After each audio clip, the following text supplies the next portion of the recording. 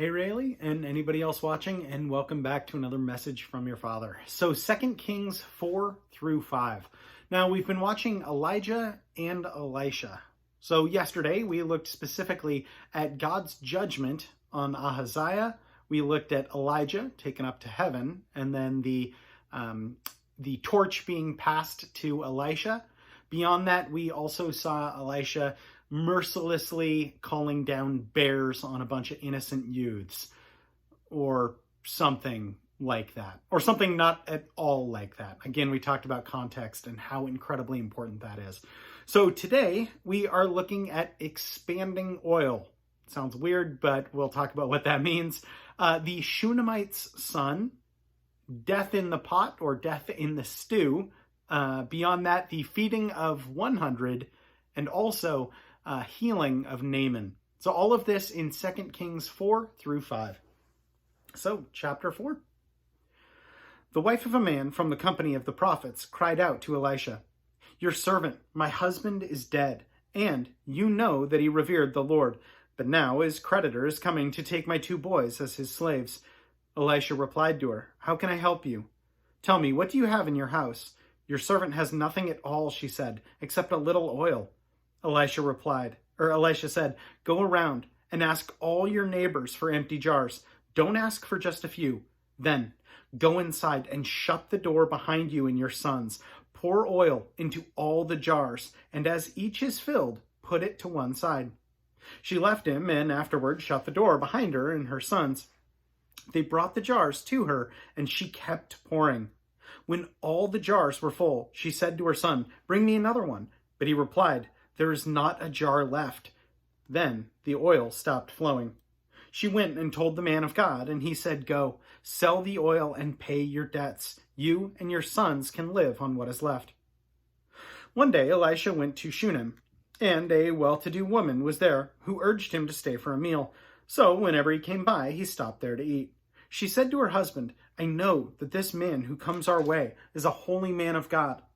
Let us make a small room on the roof and put in it a bed and a table and a chair and a lamp for him. Then he can stay here whenever he comes to us." One day, when Elisha came, he went up to his room and lay down there. He said to his servant Gehazi, "Call the Shunammite." So he called her, and she stood before him. Elisha said, "Tell her, you have gone to all this trouble for us. Now what can be done for you? Can we speak on your behalf to the king or the commander of the army?" She replied, "I have a home among my own people." "What can be done for her?" Elisha asked. Gehazi said, "Well, she has no son, and her husband is too old." Then Elisha said, "Call her." So he called her, and she stood in the doorway. "About this time next year," Elisha said, "you will hold a son in your arms." "No, my lord," she objected. "Don't mislead your servant, O man of God."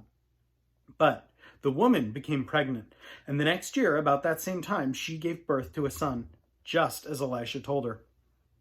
The child grew, and one day he went out to his father, who was with the reapers. My head, he said to his father. His father told the servant, "Carry him to his mother." After the servant had lifted him up and carried him to his mother, the boy sat up on her lap until noon, and then he died. She went up and laid him on the bed of the man of the house of God, then shut the door and went out. She called her husband and said, "Please, send me one of the servants and a donkey so I can go to the man of God quickly and return." "Why go to him today?" he asked. "It's not the new moon or the Sabbath." "It's all right," she said. She saddled the donkey and said to her servant, "Lead on. Don't slow down for me unless I tell you." So she set out and came to the man of God at Mount Carmel.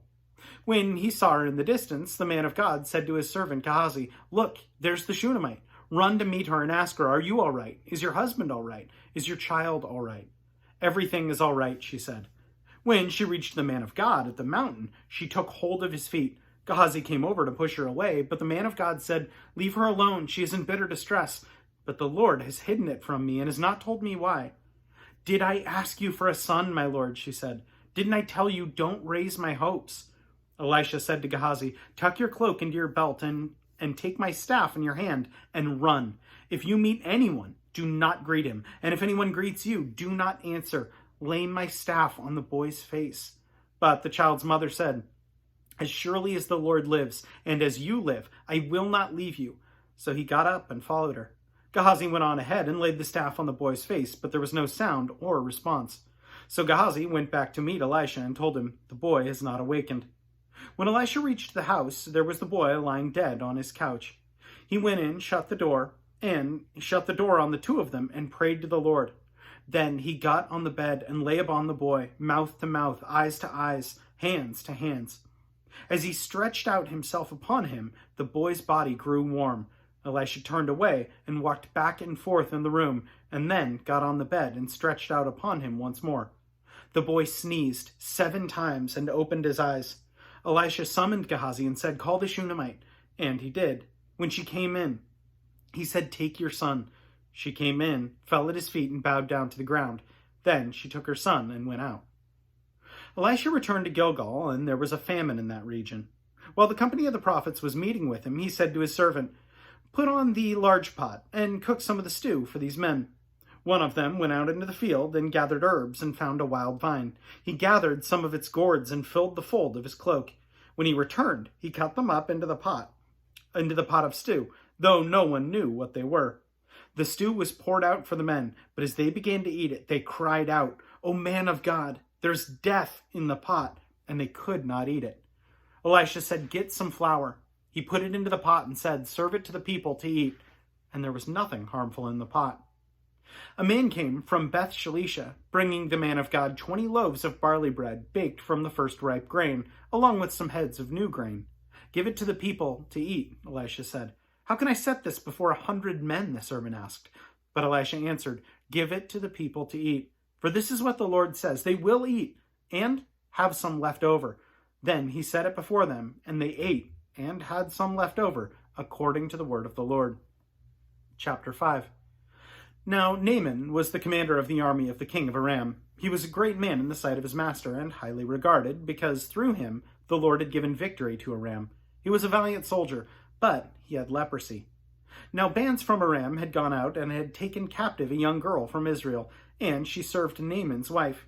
She said to her mistress, "If only my master would see the prophet who is in Samaria, he would cure him of his leprosy." Naaman went to his master and told him what the girl from Israel had said. "By all means, go," the king of Aram replied. "I will send a letter to the king of Israel." So Naaman left, taking with him 10 talents of silver, 6,000 shekels of gold, and 10 sets of clothing. The letter that he took to the king of Israel read, "With this letter I am sending my servant Naaman to you, so that you may cure him of his leprosy." As soon as the king of Israel read the letter, he tore his robes and said, "Am I God? Can I kill and bring back to life? Why does this fellow send someone to me to be cured of his leprosy? See how he is trying to pick a quarrel with me." When Elisha, the man of God, heard that the king of Israel had torn his robes, he sent after him this message: "Why have you torn your robes? Have the man come to me, and he will know that there is a prophet in Israel." So Naaman went with his horses and chariots and stopped at the door of Elisha's house. Elisha sent a messenger to say to him, "Go, wash yourself 7 times in the Jordan, and your flesh will be restored, and you will be cleansed."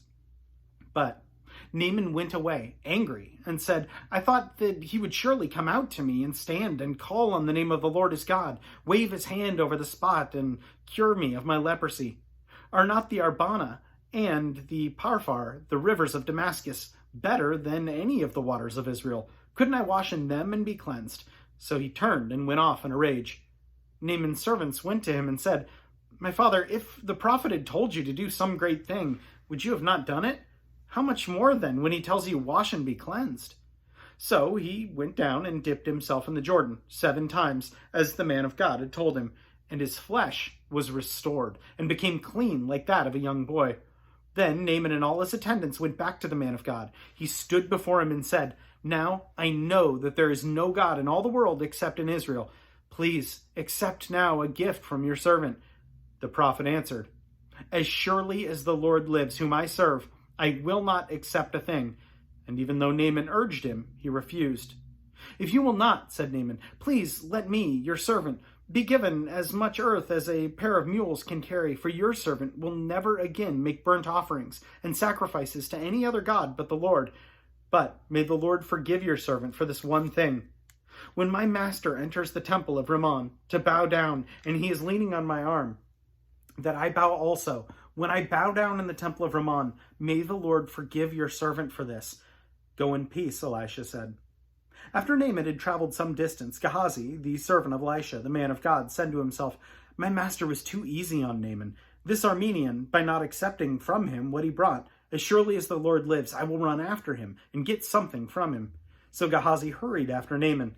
When Naaman saw him running toward him, he got down from his chariot to meet him. "Is everything all right?" he asked. "Everything is all right," Gehazi answered. "My master sent me to say, 2 young men from the company of the prophets have just come to me from the hill country of Ephraim. Please, give them a talent of silver and 2 sets of clothing." "By all means, take 2 talents, said Naaman. He urged Gehazi to accept them, and then tied up the 2 talents of silver in 2 bags with 2 sets of clothing. He gave them to 2 of his servants, and they carried him off ahead of Gehazi. When Gehazi came to the hill, he took the things from his servants and put them away in the house. He sent the men away and they left. Then he went in and stood before his master. Elisha. "Where have you been, Gehazi?" Elisha asked. "Your servant didn't go anywhere," Gehazi answered. But Elisha said to him, "Was not my spirit with you when the man got down from his chariot to meet you? Is this the time to take money, or accept clothes, olive groves, vineyards, flocks, herds, or men servants and maid servants? Naaman's leprosy will cling to you and to your descendants forever." Then Gehazi went from Elisha's presence, and he was leprous, as white as snow.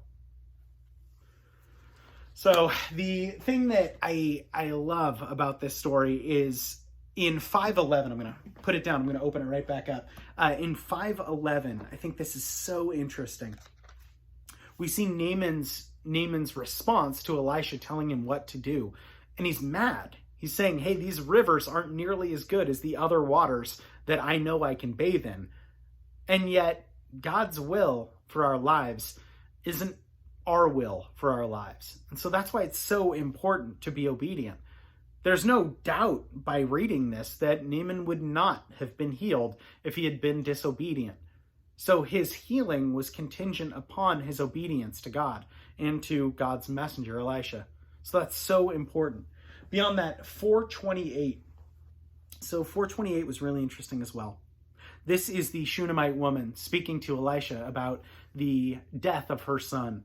And she says, "Did I ask you for a son, my lord?" She said, "Didn't I tell you, don't raise my hopes?" And that's really interesting. And that's not something, I don't think this story ever really struck me or made sense to me, or maybe carried the weight that carries now. Because if something were to happen to you, really, follow me here on the logic, for my grieving, it would almost be better if you would have never been born, because that grief would be so great. I honestly don't know how I would process it. But before I knew you, I was happy. I was plenty happy.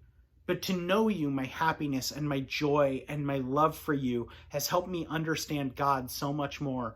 And if I were to lose you, that grief is so great. So I understand what she's going through in that the depth of her love is so great. And to take that one step further, the love that I have for you is so much deeper than I could have even begun to imagine. But God's love for us and God's love for his son was even infinitely greater than that. And yet he knew exactly what was going to happen to his son and what needed to happen to his son so that he could foster our reunion, our coming back to him, purely so that we could be right and justified and holy in his eyes, as long as we're relying on the life of Christ and the death of Christ. So that's something that I hope you recognize, that the love of God for his children and for his son was so incredibly great. I can only begin to imagine the pain that he felt as well. Only begin.